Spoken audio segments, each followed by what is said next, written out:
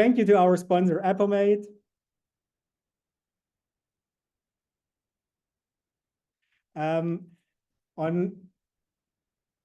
We have Barath, the founder and CEO of Appomate, joining us just now.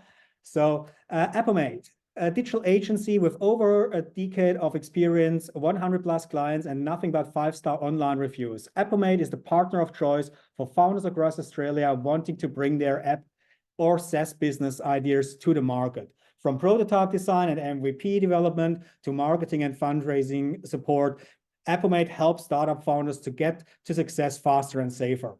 Appomate's mission is to make app entrepreneurship accessible to anyone with an idea and to see Australian founders thrive in the global tech and startup scene. We're very happy to have Appomate on board, and we already have some of our founders participating in their pre-accelerator program together with Copperstone Financial, preparing them for their first fundraising round. So very excited to have them on board again.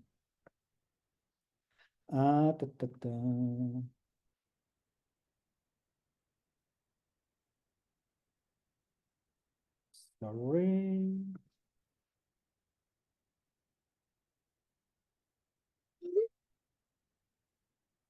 Okay. Bear with me. Barath is on the wrong call. Now, what else do we have? Community members. As I said, all of this would not be possible with other community members as well.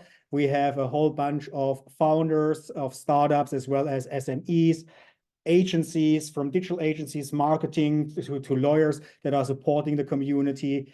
We have Flint, which is a digital platform for advertising. We have Legally Yours, which connects you with your lawyer for a fixed rate.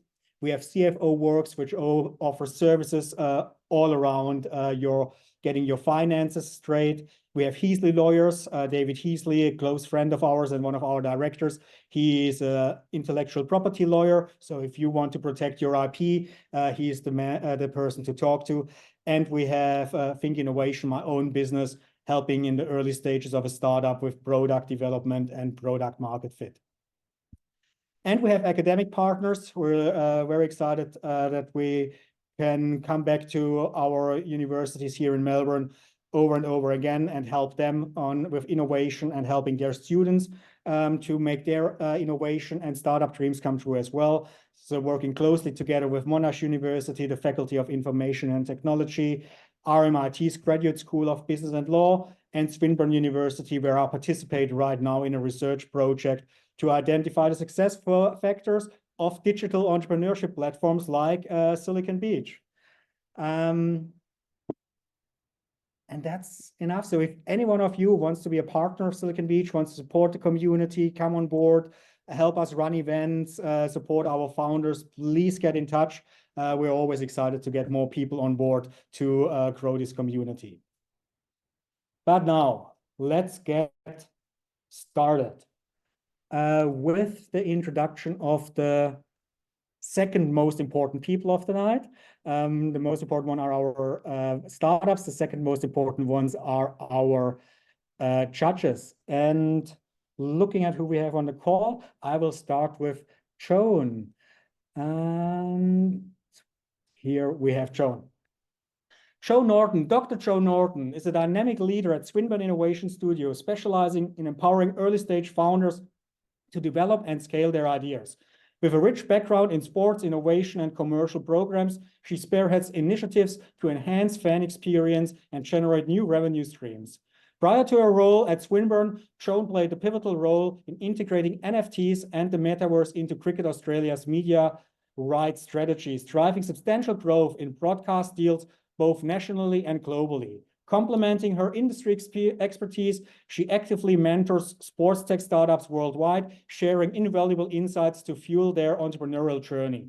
Joan's executive experience spans veterinary medicine, hospital management, and regulatory roles in professional associations and racing, offering a unique and holistic perspective to her work in sports, innovation, and entrepreneurship. Additionally, she serves as director on the board of Rugby Victoria, further contributing to the sports industry's growth and development. Please put your hands together for Joan. And Joan, would you mind unmuting yourself and tell us what prize you brought with you for one of the lucky winners? Yep. So I am donating my time to one of the lucky winners. So happy to have an hour sit down, either in person or on Zoom, to chat about your startup and what help you might need getting to the next level. Awesome. And with that chest of experience, that will be very, very valuable. I can guarantee that. Now, while we're still, now we have Barath here on the call. Let's introduce Barath then. Good to see you, Barath. We have Barath. Barath is the CEO of Appomate, our sponsor. As founder and CEO of Appomate, and also as the co-founder of a few Techstar startups, Barath has spent the last 10 years working with over 100 startups, founders, and enterprise leaders in innovative and disruptive projects. He has hands-on experience with everything from validation to design, development, launch, fundraising, and marketing of startups, especially the app and SaaS-based startups. Barath, please unmute yourself and tell us what prize you brought for one of the lucky winners. Hi, David. Great to be here, as always. Looking forward to hearing all your pitches, guys. So yeah, at Appomate, we do a number of things, but we also run a 12-week seed fundraising program for startups. It's mainly focused on SaaS and app-based startups, but I would say majority of the program is relevant to all startups. So yeah, we have one free spot at the next upcoming cohort, which will be starting in March.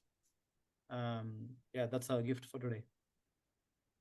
Fabulous. And I can actually confirm, Brian, you started sharing screen. Brian, you started sharing screen, just to let you know. And I can actually confirm that the program that Barath is running together with his partner, Oscar, is really suitable for most entrepreneurs, not just for SaaS startups. I'm participating with one of my startups in the program myself, and it's really great stuff and a lot of knowledge that is conveyed in very dense form. So you will not get bored. I can guarantee you that. Thanks, David. Cool. We do not have Oscar on board. I will introduce I will introduce Oscar anyway. Oscar is Barath's partner in the Terminate program, running the program together with Barath. Oscar Jones has over 35 years in helping owners and founders work smarter, get more results, raise capital, and exit. In his previous life, he has worked in both large and small companies as a management consultant and is also a licensed business broker. He leads the Terminate program at Appomate, coaching founders on how to successfully raise funds and exit their business. We hope we get Oscar here on the call rather sooner than later, but let's get started. He sends his apologies, David. His partner is unwell, so he needs to take her to the hospital and things. Oh, I'm very sorry. I hope they will be better, much better soon again. Then we just get going, and probably I see Stefan with his bright new background from Antler on the call. Maybe we can convene Stefan to give some feedback to some of the startups from time to time. How does that sound, Stefan? Yeah, good to see you again, David. Happy to be here, and sure, I'd be happy to give some feedback. Cool. And if you want to tell us a little bit about Antler, which is a close friend of the community, please feel free to do so. Yeah, I'd be happy to, sure. Cool. Okay, let's get started. Kyle, Brian, are we ready for our first pitcher? Probably yes. I think yes.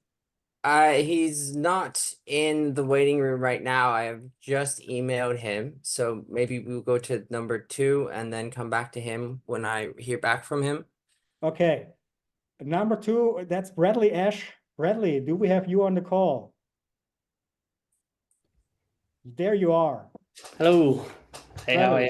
That's a you little hear bit me? that's a little bit of a shocker, but when you're a startup founder, you're used to be put on All the good. spot. All good. How are you? All good. You know the rules, 90 seconds for you to pitch, no pitch deck whatsoever. And after that, we will have about 3 to 5 minutes Q&A from our judges and see how you go. All good? Ready to go? Yep, good. Okay, the time is yours. Hi all, I'm Bradley Ash, and like many others, my passion is in the world of sports. Today I want to talk to you about FanScout, which aims to bridge a crucial gap in talent identification by providing the sporting industry with a fan-based performance ratings in volumes that enables in-depth analysis for talent identification. Looking at football or soccer initially, talent scouts currently rely on tools like Y-Scout for statistical screening or even personal recommendations to identify potential talent. English Premier League games on average generate around 500 to 600,000 tweets per game, and these fans' opinions are conversely what FanScout aims to tap into.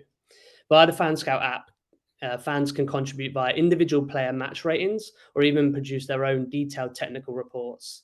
The goal is to offer clubs, scouts, and agents fresh perspectives, capturing the pulse of fan excitement towards new talent, whilst also highlighting significant trends from lesser-known players from lesser-known leagues. And for fans, it's about being the first to discover the next Messi or Ronaldo, whilst building your own scouting portfolio, contributing to the world of sport, and possibly living it. I believe that the idea of FanScout has multiple benefits to multiple stakeholders, not just within football, but within a whole variety of different sports. FanScout's in its early stages, and I'm looking for both guidance and mentoring to help me achieve the most with what I believe is something that can impact world sport. Thank you very much. Did we miss your ask? Did you run out of time before you were able to ask? Yeah, my ask was for guidance really and mentoring. That's really what I'm looking for. Okay. Judges, Barath, Joan, who wants to go first? Joan, I'm going first. Startup, you go first. No, it's a really cool idea, Bradley. I guess I've got a bunch of questions, and I'm sure you and I will probably connect in other ways. First question is, so can absolutely see the benefit of the club to get fan perspectives. One, because fans obviously have some technical expertise, but also I think there's some value to knowing the fan rating of a player from a sponsorship and marketing perspective. So I think that's an interesting thing to think about. What's the benefit to the fan? So what's the value proposition for the fan going on to the app and putting it, other than kind of just showing how smart they are? Yeah, sure. So my view was currently when I watch football games, I also monitor social media as well. And that's where I share my opinions. And I've noticed that there was hundreds of thousands of other people doing exactly the same thing. And none of this data is really captured or used other than sentiment analysis. But there was lots of people giving their technical analysis on individual players and what their certain attributes they thought were good and not good and how they fit systems, etc. And my view was to harness that would be great. And I split the fans into what I saw as different brackets. You've got your football nerds or your enthusiasts, is what I see, who are really about collecting their own set of reports and statistics and love sharing their opinion. Then the social side of it, of sharing with your friends down the pub, who I saw last night, or who I went to see a game and I saw this player who's amazing, we should all go and watch him. And then also collecting, people collecting and building their own scouting portfolio and experience. So I see lots of different reasons as to why putting something into Twitter as an opinion, you don't really get much feedback other than other people. But I'm thinking this is something that fans can build something with. Great, thanks. Barath, do you have questions? Brad, yeah, the question I asked was exactly the question that John asked as well, because the difficulty would be to engage the fans. In social media, they already engaged. So I think how are you going to incentivize the fans to come to your software and give the input there, especially during the early stages? That would be the main challenge you need to navigate. But otherwise, I think it's a great idea. Thank you. Cool. And we have a little bit more time. Stefan, would you like to ask a question? Yeah, I guess so I get the fan use case and I can see it being very engaging. I guess I'm thinking, about the business problem you're actually solving and how acute it is for those clubs. So I think that you articulated business problem as, finding the next generation of talent. And so that's actually going to be at, minor league games and kind of down the food chain. How acute is that problem? What have you heard from teams or that you found in the industry where they'd be willing to spend money, so that you can monetize the solution?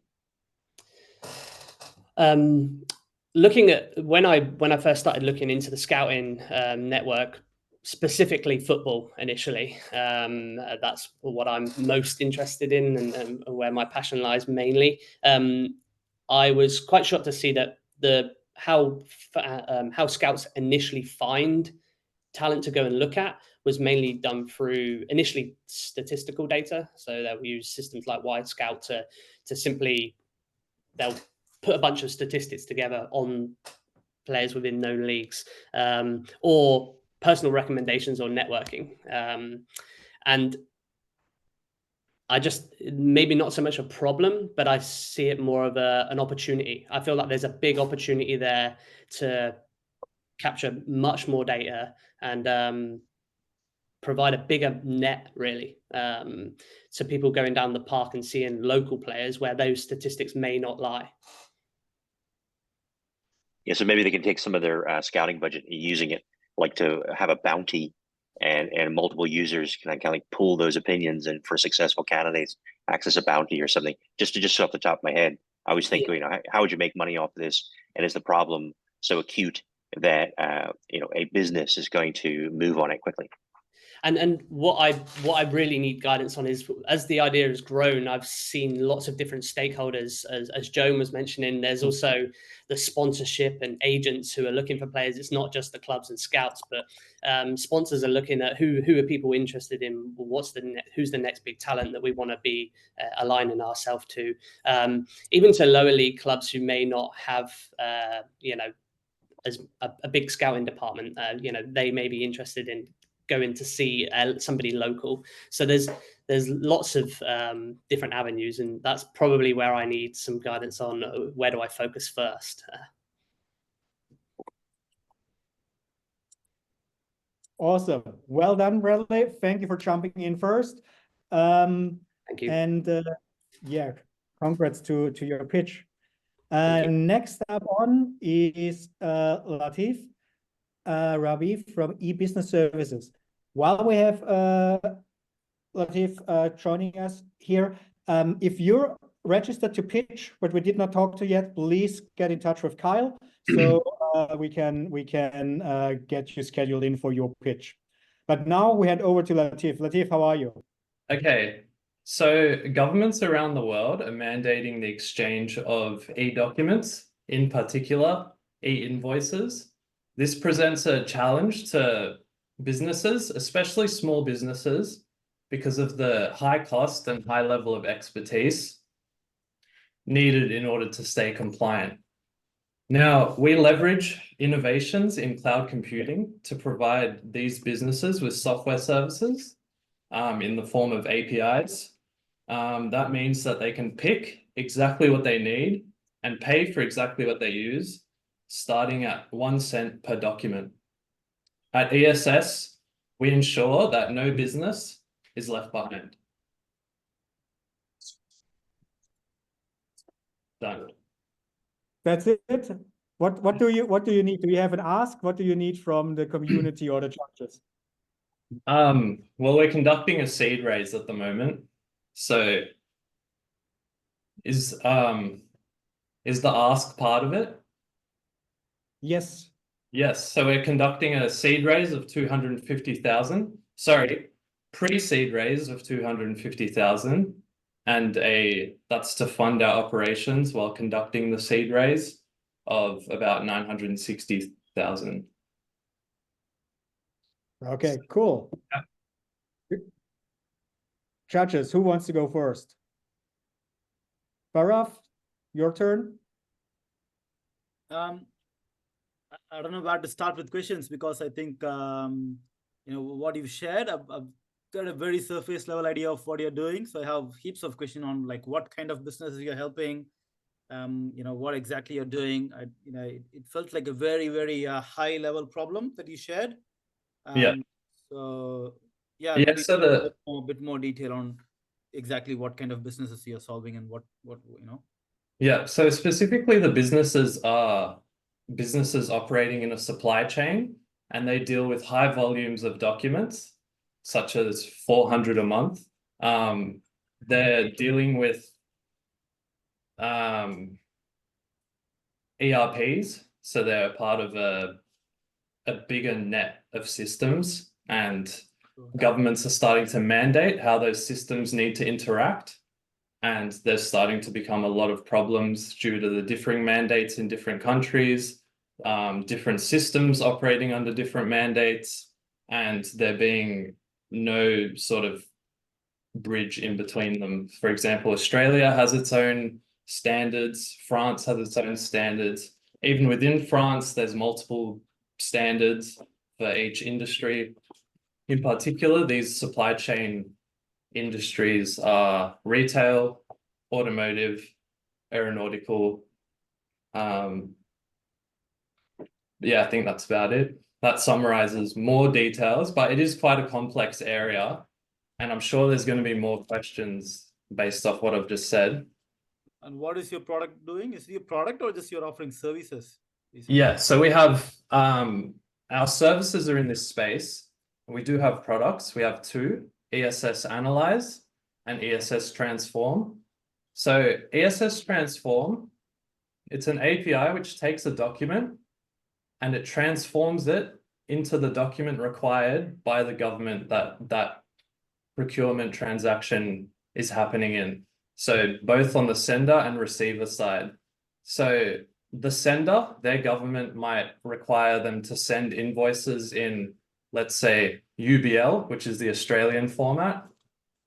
France's one might say, hey, you need to receive an invoice in Edifact. So right there, there's a problem for a small business, especially because they're going to be like, what the hell is an e-invoice? What are these formats? How do I do that? So our ESS Transform product, you keep sending invoices however you're doing it. Let's say you use PDF. You send it from Australia. We take that PDF, we convert it into UBL so that you comply by the Australian standards. And then we transform it into an Edifact so that your recipient receives it in their standard and you stay compliant. And that transformation is what would cost you 1 cent.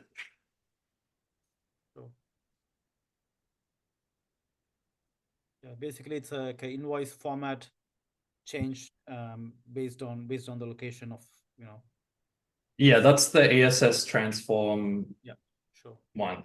Yeah. Yeah, I'll leave some time for the other judges to ask their questions too. Joan, do you have questions? I have a question. My question actually is what's your background and what led you to recognize that this was a problem? Because I always find that fascinating when it's an industry I know nothing about and then someone has this deep expertise and has recognized a problem I didn't even think it would exist. Yeah, and that's a great question. And I wouldn't if it wasn't a family business. So I'm actually the third generation of fighting this good fight. So we've been working in the field as consultants for 20 years. So because of that, we've generated a high amount of IP and a lot of industry knowledge. And also one of the founders is a professor at UNSW. And we're essentially research leaders in the field. So we do have a very privileged access to information and resources and a long history of doing the same thing. Thanks. Okay, do we have a little more time? We have a little more time. Stefan, you have a question? I sent you some notes, Latif, and this is pre-seed and seed stage businesses Antler takes a look at potentially direct investing. So I put my email address in there. Hit me up. Be happy to talk to you about it. I coached a Brisbane-based company called IncoDocs about 6 years ago that launched basically, IncoDocs. Yeah. So I think you might be able to learn something from them in terms of their pathway into business. I always find it's often very helpful to find other founders in an adjacent area, as long as you don't feel they're competitive, that have gone down a similar pathway, and just try to speed learn from all the mistakes they would have made. But it sounds great. I love a subject matter expert, with deep expertise. Clearly, you have and the team have in this space, and it's clearly going to be a digital workflow transformation that has to occur. And I love the regulatory fiat aspect of it too, where governments are saying you must do this. 1 cent doesn't sound like a whole lot for that API call, though. So I'd be happy to unpack pricing and talk about it. I'm sure you've got a good justification for it, but it doesn't sound like much for the amount of value you're giving them. So those are my thoughts. Yeah, great feedback. Thank you. Awesome. Well done, Latif. Lean back and enjoy, and share your details on the chat. Maybe there are some more people on the call that want to get in touch. And yeah, you never know. Will do. Thank you. Thanks for your time, everyone. You're welcome. Cheers. Callum, are you ready? Sure. Awesome. Good seeing you again. Yes, thank you. You're back in Australia? Yeah, temporarily, just for 1 week. So thought I should do this before I have to go back on a plane. So thank you for having me. I'll start my pitch. So I'm Callum. I'm interested in event startups. I'm really pitching more of a cross-selling service for multiple different social event products. Some of the ones that are coming out as popular, like activities like luxury first activities for women, where it might be done in a dating context. They can add an activity to their wish list. Men can obviously offer that to them. Another one is event subscriptions. So if you've ever done event hosting, it's very painful to have people in a WhatsApp group and try and follow up on the day to get them to come to your event and get them to pay the money. So that's one of the reasons that people don't really host events. So we're doing it as a subscription format. So if you're a girl, you have a lot of Instagram followers, perhaps you might link your event subscription service on your Instagram, and you can then create a hiking group. It could be you going out with your friends. So post some photos, attract people to your group for free, and then make them pay the monthly subscription, and add reviews and stuff like this. Some of the other ones that are somewhat interesting from an events standpoint is drinks at someone's place beforehand, before going out, to cut the cost of alcohol. And then the other one that we're trying, well, at least I'm trying to do, is like short-term rental stays, like couches or beds. And we're basically linking all these together while I am. And that's pretty much the business at the moment. So taking some of these cheaper funnels like luxury dates, and linking with other useful related services. That's it. And my ask is, anyone who has experience with content marketing, that would be good. So if you have anyone who's done a lot of content marketing, that would help. Awesome. We'll see if someone raises their hand to support you there. But first, let's have our judges asking questions. Joan, you're going first? Sure.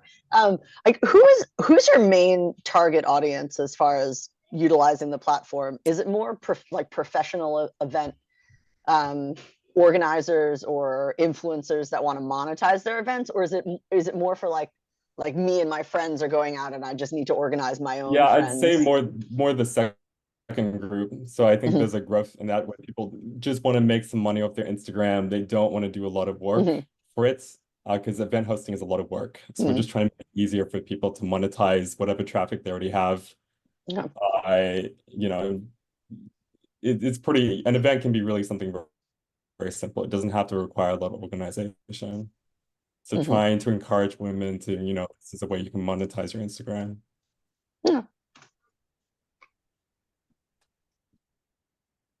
Barath? Muted? Yeah, I was just curious, how did you identify that this is a problem? Like, what was your journey in coming up with this concept? What kind of like customer interviews or things have you done to actually validate this? I'm gonna have an events meetup, and I test a lot of different types of events. Like I said, the luxury dating seemed to be quite popular with women. They're responding to this more, and it's usually having trouble getting women to like show interest in this. They're not usually so interested in events. So they do seem to respond, at least in Dubai. They want a lot of luxurious experiences. They don't want to pay for them, obviously. You know, using dating perhaps as a tool to get some of these experiences they do seem to be interested in naturally. And then event subscriptions, you know, obviously it's coming off the paid content business. And reasons why people don't really host events. Women do see, I had a WhatsApp group, and a lot of them were showing interest in hosting events for money. That was one of the things that you could kind of get them interested in. So just making it very, very easy for them to do kind of what they want. They want to engage socially. So just make it very easy for them to make money. That's Yeah. I guess my question is like, how did you identify that this is a problem? Like, did someone, like, are you assuming that that's why people don't host events? Like, all your hypotheses, where did they come from? Is what I'm curious about. I mean, I've talked to a lot of event hosts in Dubai. There's a lot of them, and I'll kind of show this product to them. And it's all done on WhatsApp groups in Dubai. So people are not using Eventbrite or Meetup so much. I just point them to the WhatsApp group. And then they've paid some expensive thing like a villa or yacht or whatever. And then all these people said that they want to go, but when it comes to the night, like they're trying to chase people down to pay the ticket price. And it's quite a dangerous thing. So events are very kind of financially risky until you have a very big group. So the event subscription was a way to like get people to pay even if they don't show up on the night. You know, people flake so much. This was a way to kind of, you know, provide the villa party if no one actually shows up, as long as they pay the subscription party, you know, the subscription price. Yeah. Cool. Barath, you done? Stefan, some questions from you? So I'm pretty much a B2B kind of like go to market business development partnerships cap raising kind of guy. I really don't understand B2C or I'm too old for Instagram. Sorry. So I don't have anything useful or relevant, I think, to steer you, Callum. Sounds really interesting. You know, luxury dating. I like to become a recipient of that. You know, that sounds awesome. Good stuff. Okay, thank you, Callum. Thank you for coming back. So for people who haven't met Callum before, when was the last time you were here? So I checked the date, it was around December, said like December 7th or something, a couple months, 3 months maybe. Okay, cool. Good having you back, and Thank you. thank you for pitching. And please reach out on the chat to people so they can get in touch with you if there's someone with marketing expertise to help you. Thank you. Cool. Which brings us to our next picture, which is Hasan Syed. Did I pronounce that correctly? With Sygnl. Can't hear you. You're very muted. Yes. Is it better now? Yes. Yeah. My name is Hasan Syed. That's the name I go by, Syed. And I'm the founder of Sygnl. It's the world's first in real life IRL dating brand that combines fashion and technology. So should I start my pitch? It's my first pitch, by the way. I've never done one before. Fabulous. You're most welcome. That's what we're here for the first pitches. Okay. Please go for it. All right. Dating apps have already done their damage in the last 12 years since the invention of Tinder. They have caused some people to think they have too many real options while causing others to think they have none, all while trying to maximize their profits through subscriptions, keeping everyone on dating apps forever. People, especially older people, are now tired and want to meet others in real life, hence the reason for a big push towards IRL solutions lately. Sygnl is the world's first IRL dating app that focuses on helping people meet in public by combining fashion and technology. We have combined the app and apparel to allow people to like and match each other in public. Wear our discreet Sygnl S branded necklaces, shirts, hats, hoodies, etc., and find your love on the app while walking past them on the spot. This is designed to work well even in very busy areas such as train stations, malls, airports, and allows you to match and chat instantly so you can catch up without wasting time. The app is ready for launch. It's in testing stage at the moment. The website's ready. The apparel web store is ready. The apparel, we have partnered up with AS Color Apparel, and which also means that considering that it's available worldwide, we can use a drop shipping model using WooCommerce initially to basically spread this globally pretty quickly if that's the direction you want to proceed with after launch. We've also successfully received trademarks in the US, Canada, UK, and Australia for our brand. And I know there's a reason why I focused on this as well initially before even launching this idea. We are looking for... You're a little bit over time. Okay, so I'm looking for funding to assist with launch, marketing teams, hiring, and also a part-time technical co-founder based in Melbourne. Yeah, with that request, we right hand you over to Stefan because he is the co-founder matchmaker.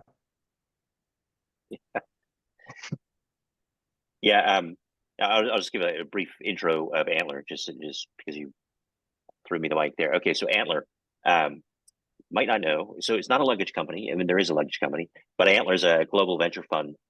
Started 5 years ago in Singapore, and then a year after starting, actually branched out to two new countries. In Australia was one of them. So I've been in Australia for 4 years. $1 billion invested in 1,000 companies worldwide so far, 130 Australian startups. We typically have three kind of motions.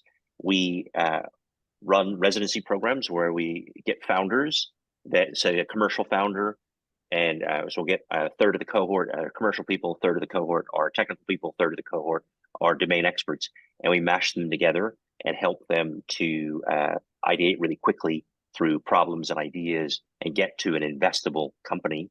And out of the cohort, actually running a cohort presently in Melbourne and Sydney. So I've 70 applied. people in that cohort. Awesome. I've already applied. Oh, awesome. Okay. Well, then just, you see my my email in there, just hit me up. So, we typically invest in 8 companies coming in at pre-seed, put a decent check in, 225K, and then we have follow-on funds. So we'll come in at pro rata and keep tracking companies. So I'm new to the team. This is why I'm showing up here and kind of announcing myself here on Silicon Beach. I'm based in Brisbane, but yeah, Sonny, happy to chat with you about it. Sounds good. I'll get in touch. Yeah. Awesome. Awesome. Sean, Barath, questions for Sonny? Yeah, great concept. Can you talk a little bit more about like the fashion? Like, why did you bring fashion into dating and how that's actually adding value in terms of your dating experience, like bringing fashion into that? So the reason why the focus is for monetization using fashion is because for us to be able to get away from using subscription models, which are basically then designed to keep people on the app. So we can actually continue to make money by offering all the premium features that other apps charge you at minimum at least $25, $26 a week for. We'll offer everything for free. And in addition to that, we've also I haven't mentioned a lot of some of the special features that we're actually integrating for the first time that don't exist anywhere on any of the apps, and all geared towards getting people to get off the app and meet in real life. Now there are other solutions that are we can initially also get focus on events to be able to generate revenue because we'll have everyone's data, but in the longer term, events are a little bit difficult to manage when you're running a global company. I know Thursday is doing it and other apps, but if you really want to be completely global and scalable, it's a lot easier to just ship out a core product, a necklace, which symbolizes that you're single, unlike a ring that's here that's sitting next to your knees. That's a necklace easily visible at eye level. That's pretty much in my mind the only way I can see as a solution of how I can meet somebody without approaching them on the street. So how I can meet somebody using the app and knowing that they're on the app with a glance, which is usually what we have. Sure, sure. And you said the app is already built. Is it a mobile app or is it a website or what have you built? Yeah, so it's built using native languages by a third party. I've invested a bunch of money into this the last couple of years. Hasn't been launched, but I just want to do it properly, so I just took it a bit slower. It's all so it's iOS and Android. Yeah, okay. Yeah, word of caution. You know, I'm feeling resistant to share this, but like what happened very recently in Apple is they have started rejecting some of the dating apps, simply stating they have a lot of too many dating apps in the App Store. Yeah, same problem. We tried going live with a couple of apps for clients who built the apps before, and Apple simply straight away said we have too many dating apps. We are not approving any more dating apps. So maybe as a word of caution, maybe try and publish it as a non-dating app and then try and update it later. Because if you put it in the dating category, you might run the risk of actually Apple never letting your app in. Okay, it's currently on test flight, so I don't know if it's which means that it's not yet launched, but it's currently in testing on test flight. It's just for your testing. When you launch it, you submit it to Apple for their approval. So they've been just rejecting flat, dating apps straight away. They'll let events in if you make an events app, but anything even closely related to dating, they reject. And it's even more strict than it used to be. Okay, good to know. Good advice there. Joan? Yeah, that was something I learned. I didn't know Apple limited the number of apps they had in a certain category. So that was a good nugget. My question is, it seems like for the in real life part of it to work, you need a critical mass in a certain area. So you can't just have one person in Melbourne, one person in Brisbane, one person in Sydney. So what's your go-to-market strategy from a geographic standpoint to ensure that you're actually getting enough people, there's enough volume of people that you would randomly pass someone in the street wearing the same kit? Yeah, so the strategy is for us initially to launch in Melbourne and then branch out to other cities in Australia and use it as a testing pad for us to then fix the bugs and improve the product and before moving to the US and North American market. The strategy would be, I have friends who do large scale events here in Melbourne. So do a launch event, get 300 plus to 500 people in one place as part of the launch event. They have to be on the app, they have to be single to be able to attend, which all of this will cost money, but get people to attend for free. And once you have the core 500 people in from the next day, I believe that the best way to market this is to hand out flyers. And initially that is a scheme where you can do a launch contest or some basically as part of the flyer and hand it out to people. And of course, core locations where I believe would be very, very good, where it has high foot traffic of different demographics, different parts of the day, which will cover the bases that we're trying to launch to initially. And once you focus on that with flyers, with our social media marketing, and the launch event, it should be pretty, as long as we have a robust product and the bugs are fixed, and we should get enough users in, and we market it as a meeting app, not the dating app. So which would definitely get people curious. Awesome. Great concept, and all the best for the launch. Thank you. And all the best with Entler as well. I hope you get in there. Brings us to our next pitcher, which is Nicholas Robertson. Nicholas Robertson of Swapping Change. Nicholas, where are you? Yeah, g'day, mate. I'm here. I wasn't sure.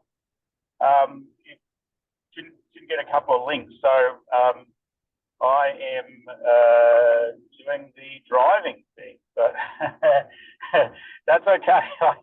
I've done my pitch 1,000 times, so let me just tell you about Swapping Chain and Swap You. Is that okay? I'm about to pull over. Actually, I wasn't sure if I'd get a spot. So let me pull over. Actually, no, I'm going to do it. I'm not even holding the steering wheel as I drive. It's that dangerous. This is Shall we, hustling. Nicholas, Startup. shall we take someone else first and you find a safe place to stop? Ah, great idea. Love it. Love it. Love it. Thank Cool. you. So you have about 7 minutes to find a nice parking spot. Excellent. I'll be home by then. So yeah. Perfect. Then Akshat, now we confused you completely.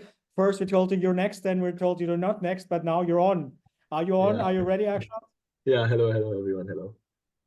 Actually, I also need 1 minute. Okay.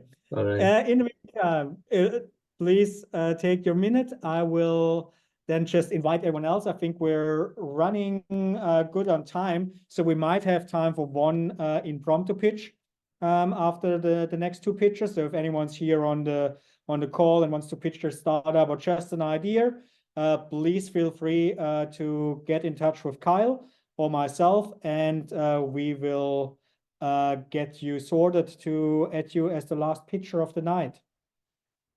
We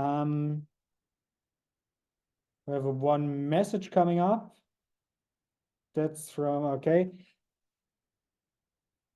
Cool.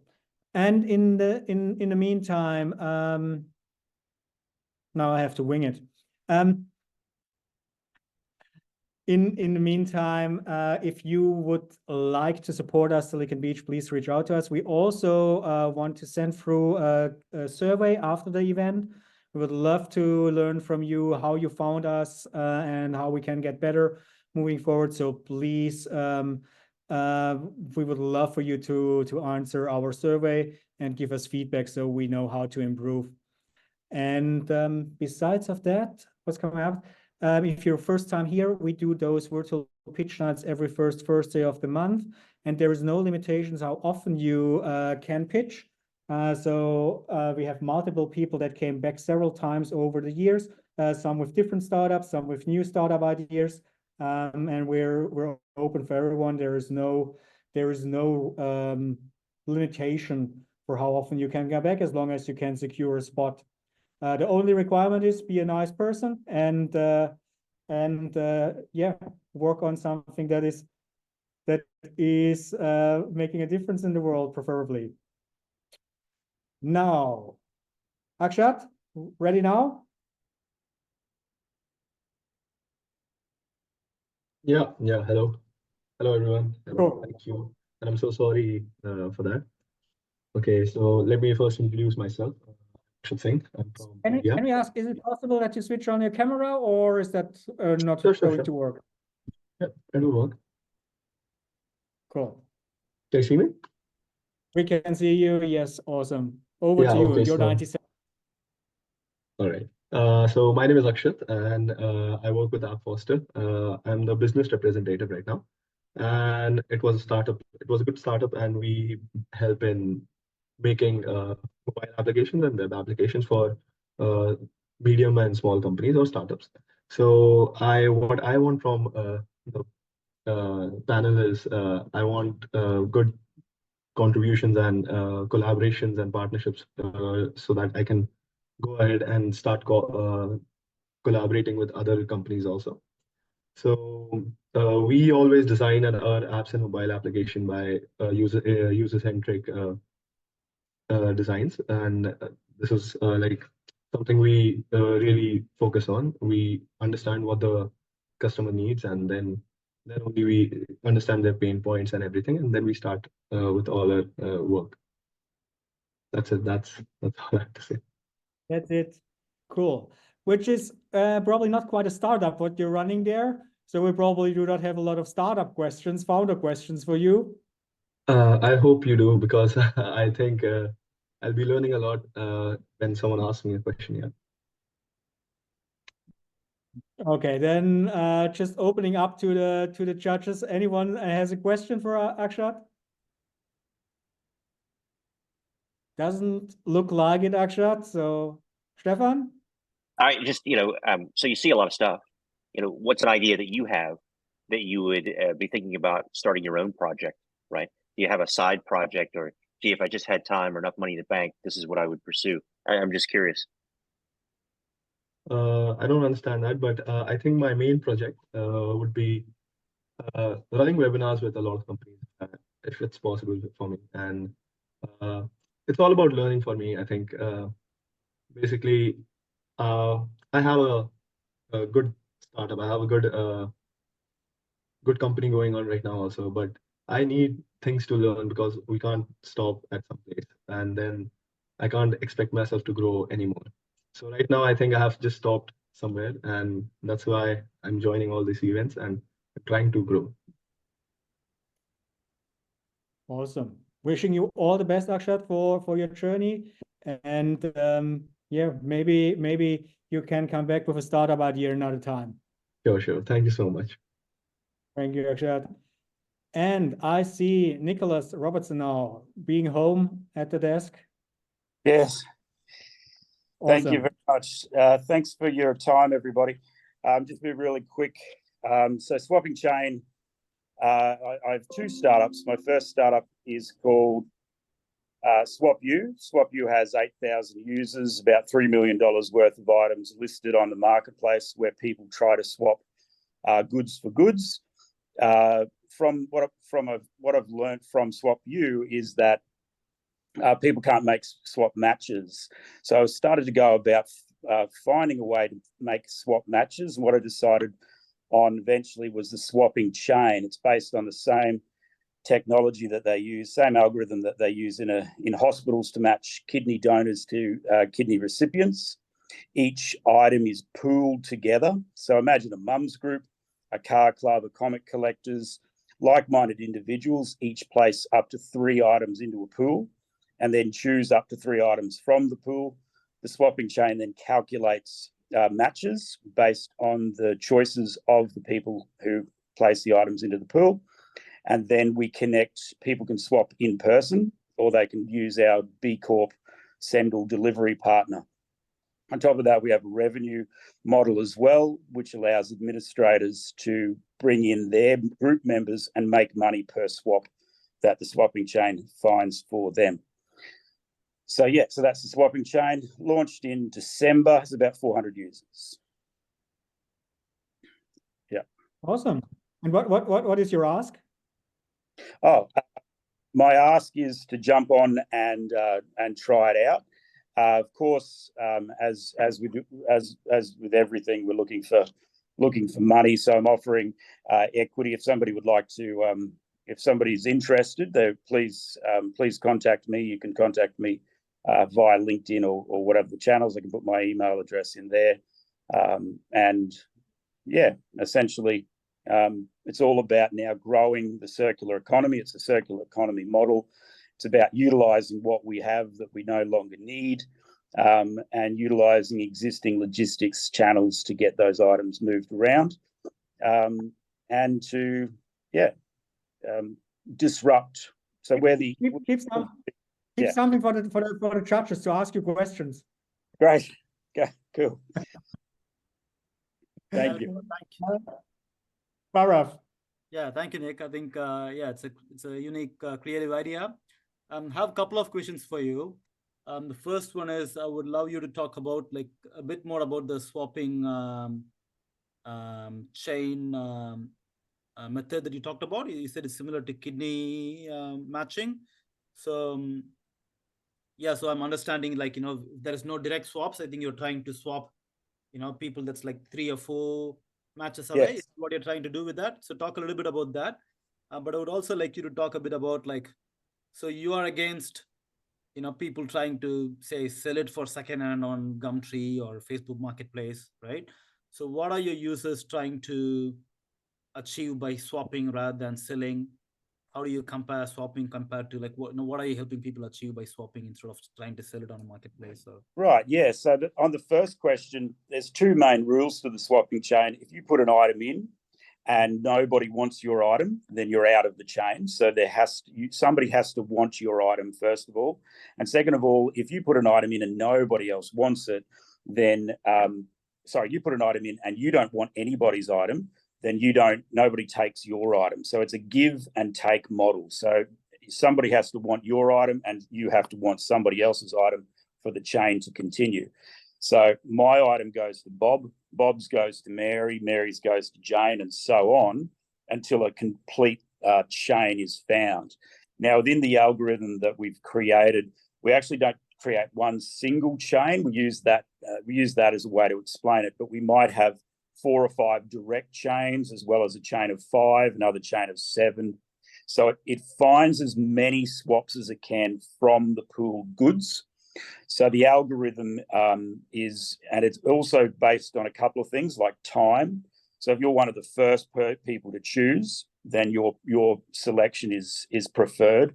On top of that is if your item is a popular item, then you're more likely to get your first choice, because you can imagine if a lot of people put their items into the swapping chain, a lot of people will want a very popular item first. So if your item was that most chosen item, then you receive your first choice because you're being rewarded for putting a good item into the chain.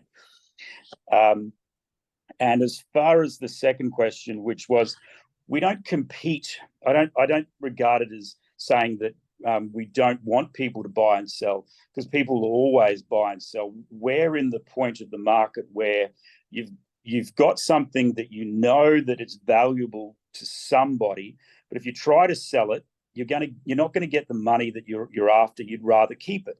So you keep that item, and you keep that item longer and longer and longer until the point gets where it becomes waste.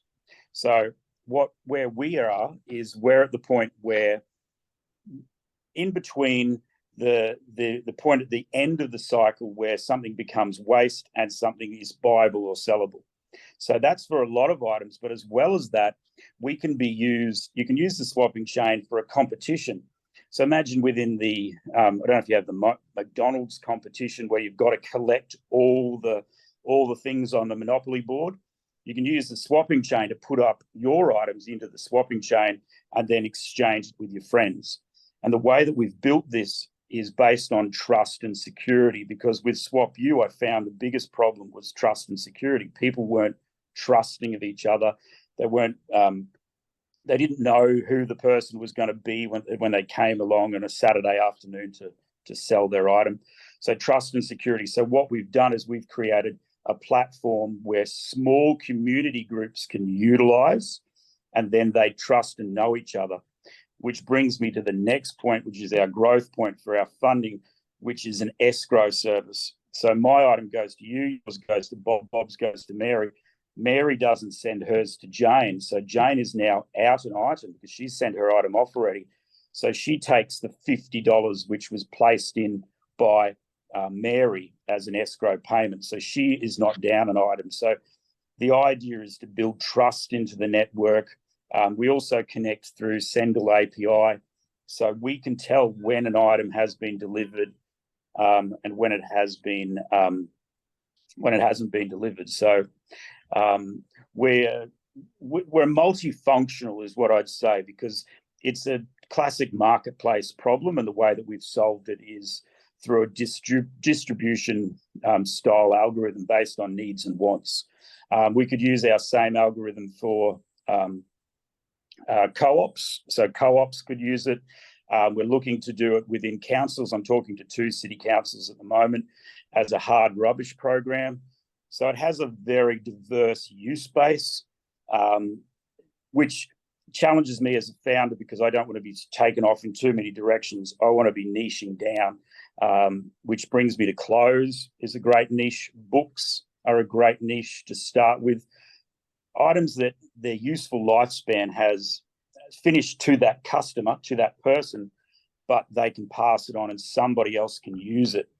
And that useful lifespan we can record through carbon emission savings, because with every swapping chain, we calculate the money saved for every swapping chain. So that becomes a reportable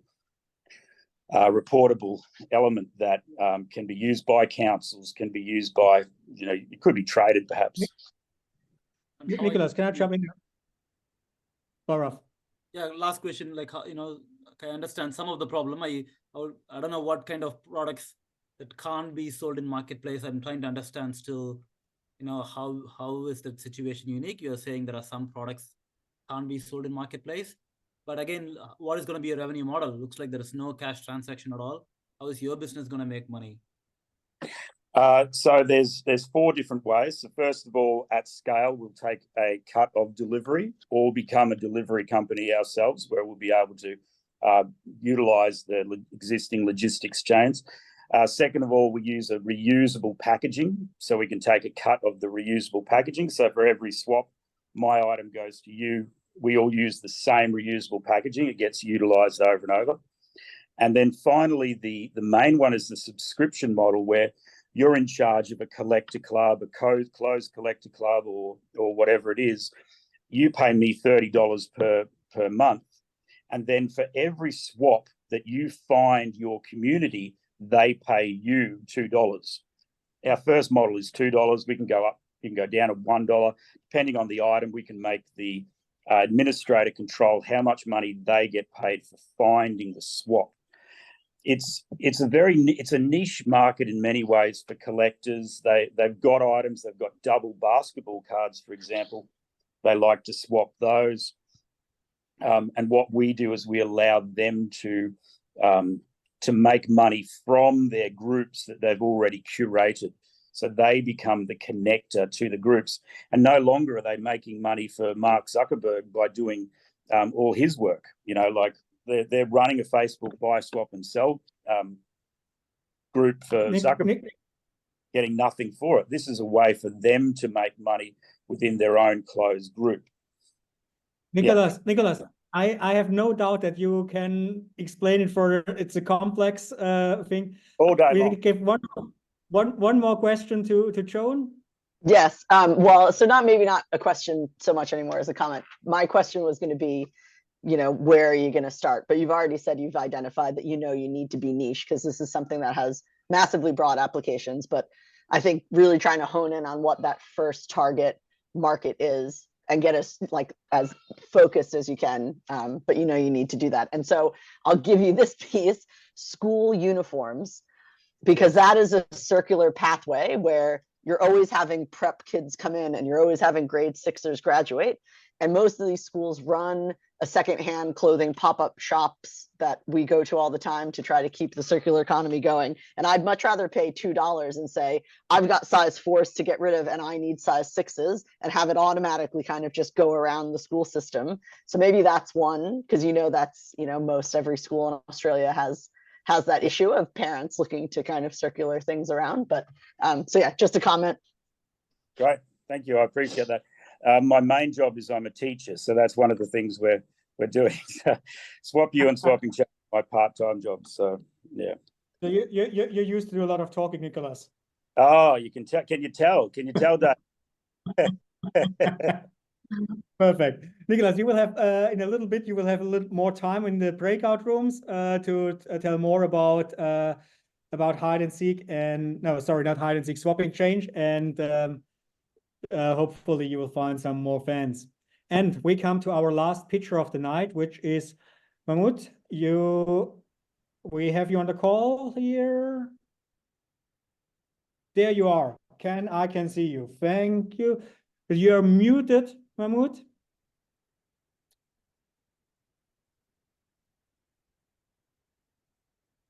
You're still muted.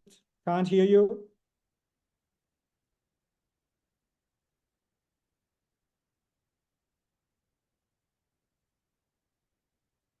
So while we're waiting for Mahmoud to wait, maybe I can I unmute you? I can ask to unmute. I can't unmute you. That is. So while we're waiting for Mahmoud to find his, okay, he left and he will come back. So what will happen next after we hopefully get Mahmoud's pitches, that we will send all of you, the audience, in breakout rooms or in one breakout room, and you have time to ask questions to the founders and tell a little bit more of your startup. Okay, we had you twice here, and the judges will go into another breakout room, and we'll make we will figure out who is getting which prize. I'm just getting a little bit confused because there are so many Mahmouds now here on the call and waiting. While we're waiting, Barath, would you like to tell us a little bit more about Appomate and how people can get in touch with you and how you can help them? Thanks, David. Yeah, so Appomate, we are basically a startup, full service startup studio. So we work with startups founders, especially like app and SaaS based SaaS founders. So we help them with, from the beginning, like idea validation to we run a seed fundraising program, teaching them how to, come up with a business plan and raise funds. We partner with another company called Copperstone Capital. We run the seed fundraising program, and then we take them through a design process. We have our own rapid user adoption design framework. So we help them go from idea to a interactive prototype phase, and then we help them develop an MVP. Typically, we work with clients basically from idea stage to them having a positive cash flow. And then from there, startups go on to build their own team and go from there. But if you want to get in touch with us, our website is the best place, appomate.com.au. Yeah, make an inquiry there and one of my team members will get in touch. Awesome. And what are such typical startup ideas that you're working with? Is there a certain niche, or are you broad doing everything? Yeah, so yeah, we do a number of different types of apps. So most of the time it's subscription-based apps and software. We don't do games, but we do apps in the fitness space, apps in the sports space. We do a meditation app at the moment.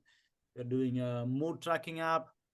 So wide concepts. We don't do games, but mostly consumer apps where the apps are providing ongoing value and you can charge a monthly or a weekly or an annual subscription. That's what we are specializing in. It could be a mobile app or it could be a web app. Hello, guys. Sorry. He's back. Yes. Thank you, Barath, and get in touch with Barath. Great company, great values, great people. I couldn't speak higher of them. Thank you, David. Thank you, Mahmoud. You made it.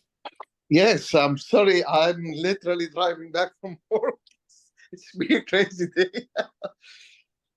Well, that's a little bit of a topic today. So you're ready for your 90 seconds? Yes, ready when you are. Go for it. So my idea is about performance data and system analytics in healthcare. Performance data is what we use to know how good we are providing patient care and how efficient we are at it. Individually or collectively, a team would know what they're doing good and what they need to do better. And a system manager or a decision maker will use the performance data to make decisions about resource allocation and development.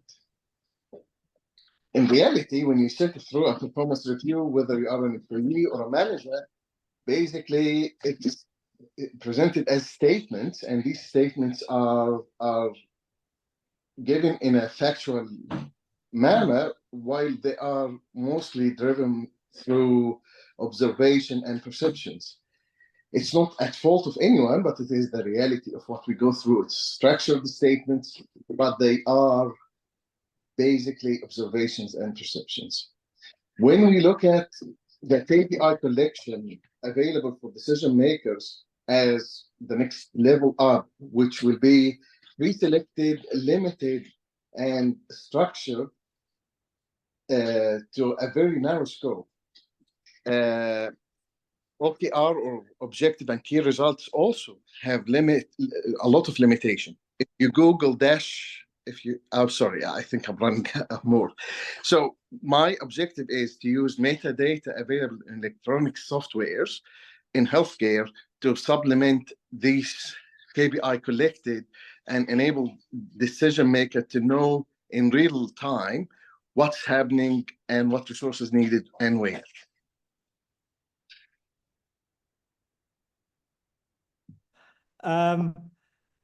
Barath, you're unmuted. So yeah, I'm curious, like what kind of decision makers and what kind of decisions are we talking about? Like give a bit of context into so what the problem is, and maybe And talk a little bit about like how did you experience this problem? Like, do you see this happening everywhere? Like, share a bit about where do you see this problem actually happening?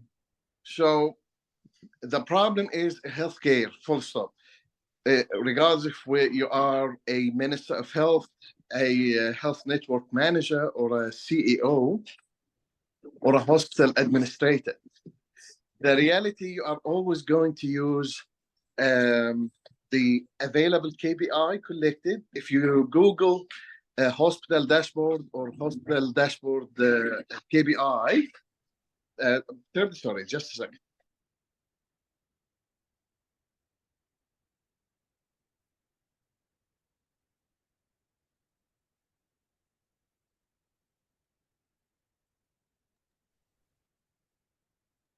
Are you talking to us, Mahmoud? Or? No, to the kids. They just walked into the room. Sorry.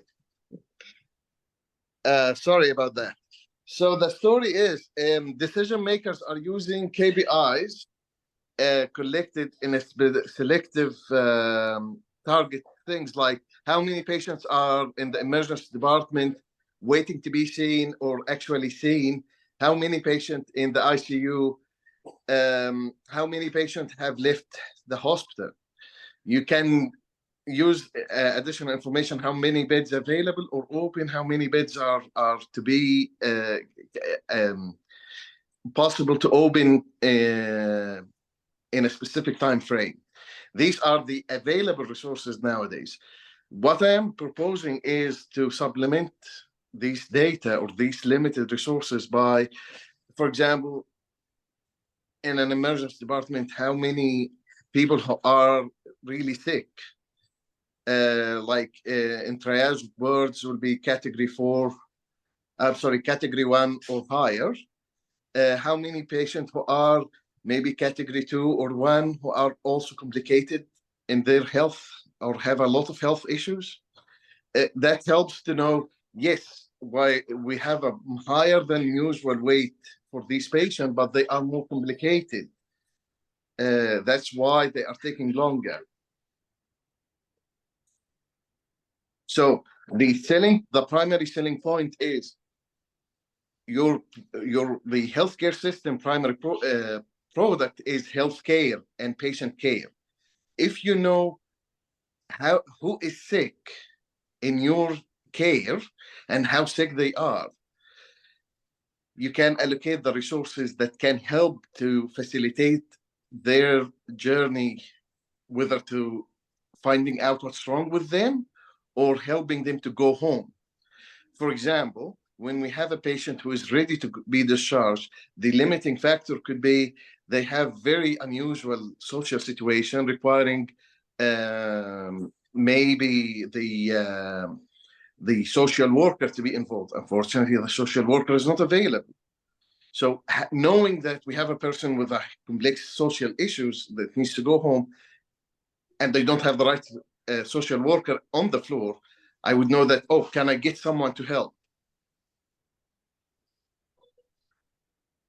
Okay. Barath, can we hand over to Joan for one last question? Yeah, I mean, I think it's a really interesting concept to try to stratify wait times and resources by the type of I guess like the complexity of the case or and I wonder, are there standardized ways of doing that, or have there been any research studies that show kind of complexity level, like ways to actually quantify the complexity level and show that level 7s are in hospital this long or this, like that, or, like, is the data out there, or would you have to go through an extended process of kind of categorizing everyone and then seeing the wait times and then kind of going back and trying to find an intervention for it? So we are talking about existing systems to identify patient complexity and patient presentation challenges. Mm. The whole premise of this idea is we are using existing systems and existing resources. So we are using the electronic health records. We are using the notes by the doctors and the nurses that's already structured to deliver this information. We are not going to invent anything. We are just introducing a supplementing tool to the existing data packages, that this tool will be able to collect these metadata to supplement the information provided to the decision maker about who is available to do the job, patient, how sick the patient is, what they need, who is available to do this job, and what they are challenged with. And So we are not connecting that like medical record system with what essentially like a charge nurse would do at the beginning of a thing of saying, I need this many people on this shift.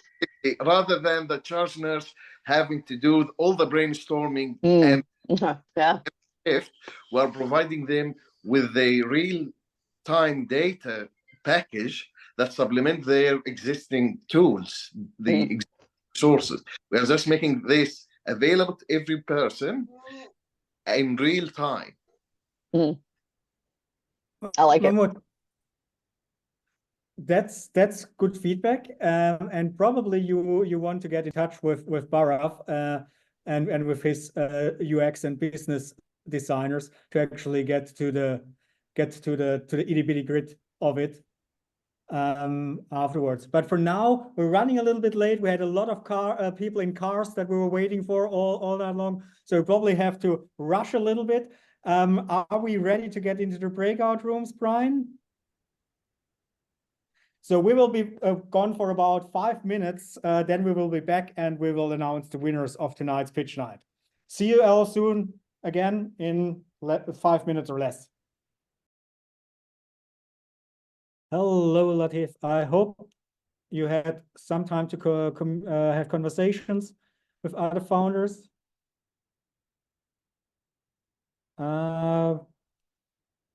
Cool. Brian, how many people do we still have overall here?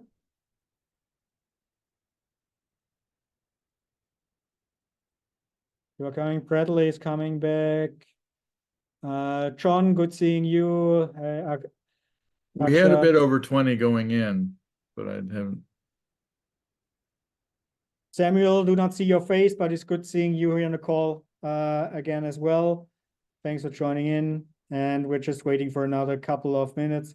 There you are. Oh, good hair. Haven't been. Thank you. Been growing it for a while now. Good. Kind of experimenting. Good stuff. We're almost done. Cool. We're waiting on Kyle, Richard. Oh, here we go. Richard is still talking.